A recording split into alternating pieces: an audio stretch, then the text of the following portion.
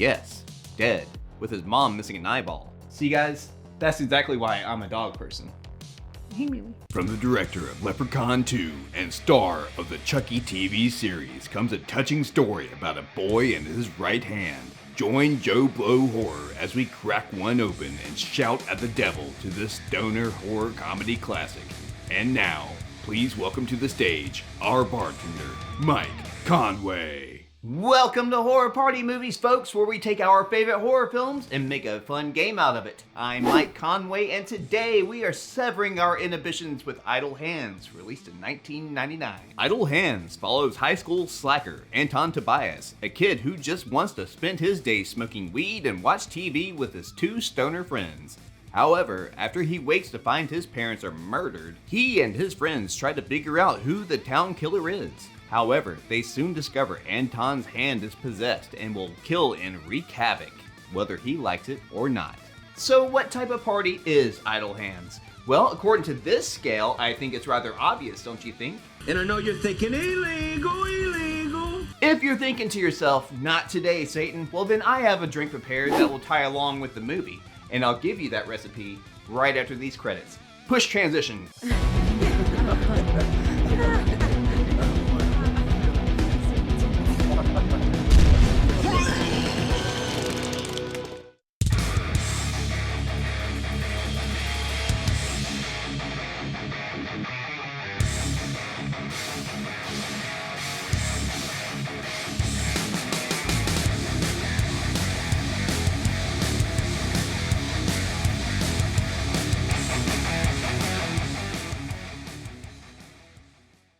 Cheers, everyone. Oh man, I'm in trouble. As with any game, there are basic rules you must follow. Keeping in line with horror tropes, take a drink when someone drinks or does drugs, someone screams, when there is a jump scare, when a car won't start, when there's a clumsy escape, and finally, with any kill. If you are more of an advanced partier, add these modifications to your list. When someone says killer, when a cat appears, when Anton cuts off his own hand, every time Shout at the Devil is played, and finally, party one down with the offspring. If alcohol isn't your bag, there are plenty of other things to choose from. Cannabis, if legal in your state, Delta 8, 9, 10, or whatever the hell number they're at now. Caffeine, hot sauce, anything. Just know your tolerance. This is supposed to be fun. We don't want to send you to the hospital. Basically, don't be a dumbass. Here, read this disclaimer if that helps.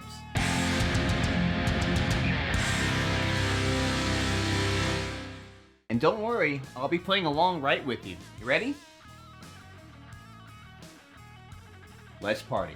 The movie opens with a pretty badass score, along with the same glitch text used by seemingly every YouTuber. Mr. and Mrs. Tobias settle in for the night in their Halloween town type home when they see something spooky on the ceiling.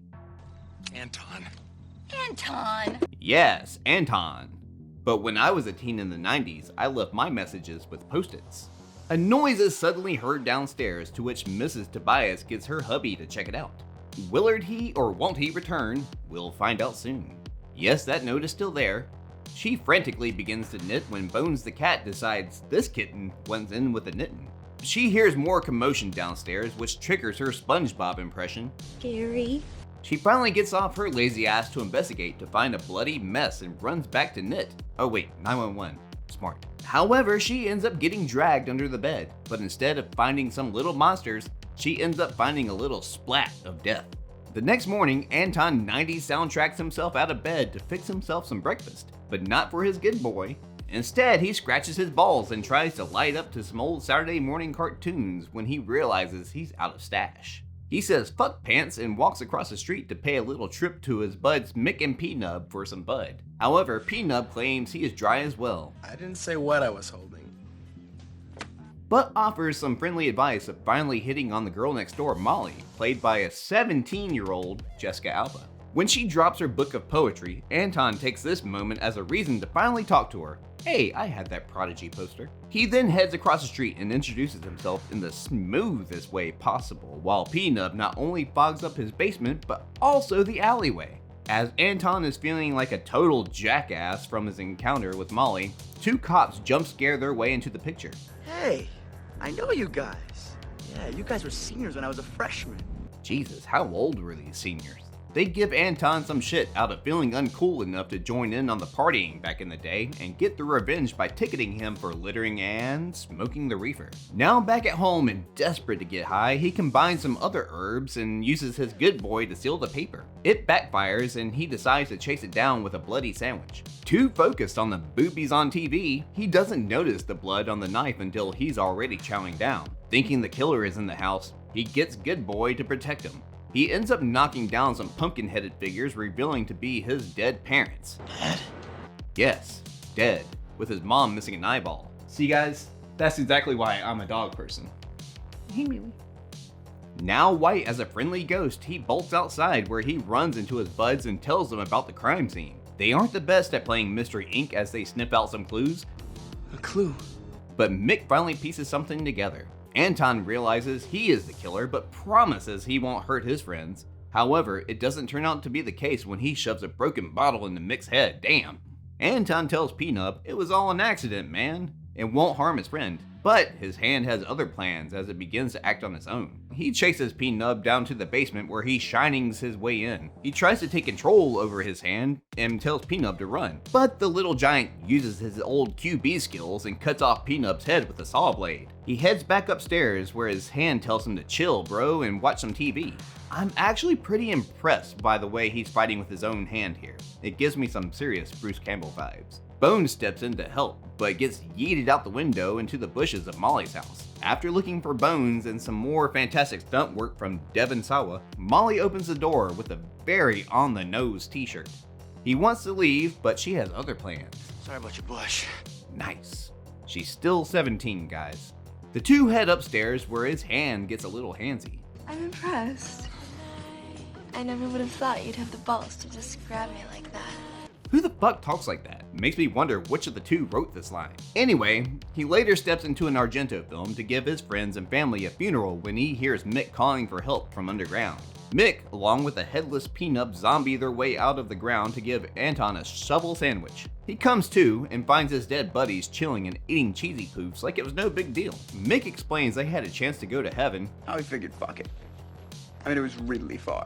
Convinced his hand is possessed, he asks if they know about the devil, you know, being undead and all. They don't, however, but suggest his neighbor Randy might because he's all into metal and shit. While at a memorial service at a burger joint, Randy creeps on some high schoolers. Anton hilariously cockblocks him while asking for help, which sends him away. He then dresses up as an employee and relieves a blink and you'll miss it cameo from Tom DeLonge. After watching the credits, I saw that Kyle Gass is in this scene as well. I couldn't find him, but maybe he's this guy? If any of you can help me find the other member of the D, let me know please, thank you. In the drive-thru, Randy finally gives him advice on keeping his hands busy. So he takes on his mama's favorite pastime while watching a music video to Dragula. But apparently his TV has some insane volume levels as the two cops show up for a noise complaint.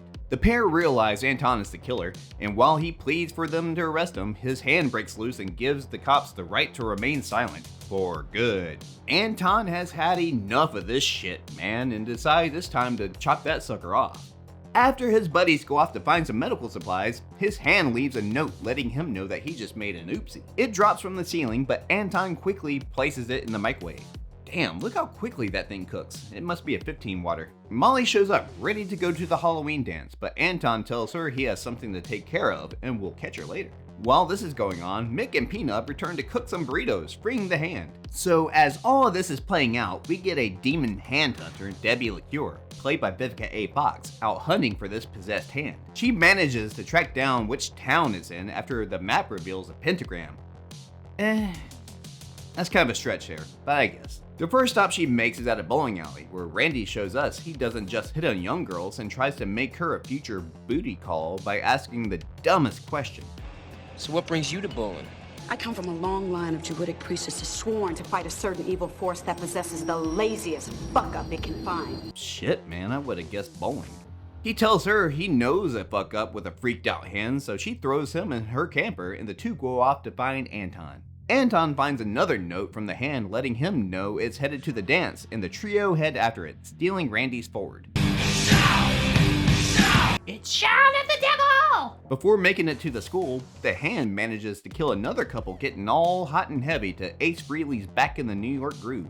It then heads into the school just in time to catch the freaking offspring. But before it can come out and play, it pays a stop to a pervy principal to teach him a lesson before sharpening its fingers. The boys make it to the party and meet Molly's friend Tanya, someone just as bland as she is. Molly!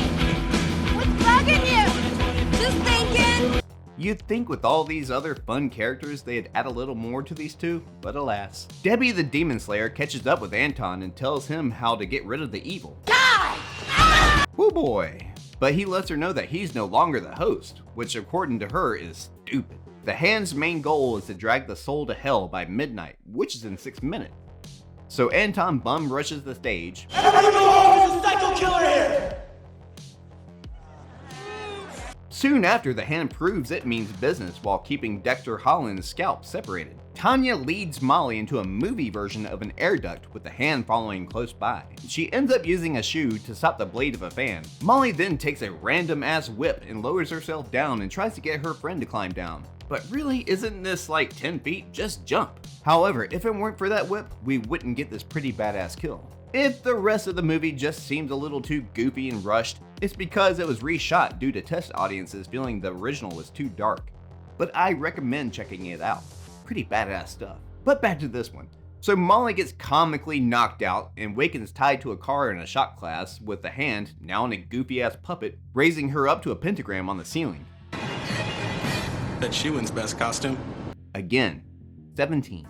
Anton then gets the idea to blow a little smoke up its ass, which makes the goofy puppet even goofier and gives Anton enough time to stop the soul crushing. The hand comes to and flies towards Anton, but Debbie gets there just in time to throw her magic knife at it. That's it? Yup. Seriously, go watch the original ending. Debbie and Randy go off for some ritualistic boning, leaving Anton to get accidentally crushed by a car. But he blows off heaven to stay with his new lady instead of being with his lifelong friends and family just like any teenager would do. Mick and Peanut come back as his guardian angels, but still have it in them to mess with him, even in the afterlife. And that's it. Idle Hands was released in 1999 to poor reviews and a poor box office, and even though I think there's some dumb shit in there towards the end, I still love the movie. What kind of movies would you like to see us cover in the future? Let us know in the comments and I'll check them out. Yes, I do read those comments. Until next time,